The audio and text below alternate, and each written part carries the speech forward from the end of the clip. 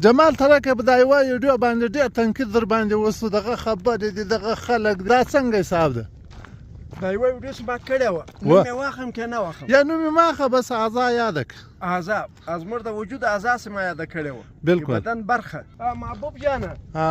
د فرعون نوم موږ نه یادوو ولې نه یادوو ماجد کې نه یادوو ولې نه یادوو په قرآن کریم کې نوم نشته ولې نشته یا ابوجهل نوم موږ نه یادوو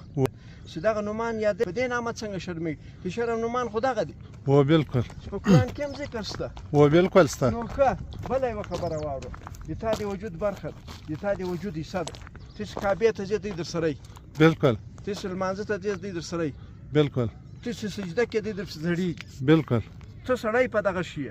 بالکل ته سړی په دغه شی دا شی ونه لري د باندې ولاکه راوځي یو ولاکه راوځي و د ښځې جامې به دې اغوستې ټیکری به دې په سر وي مخ به دې پټ کړی وي دغه بعد به لیور هم لري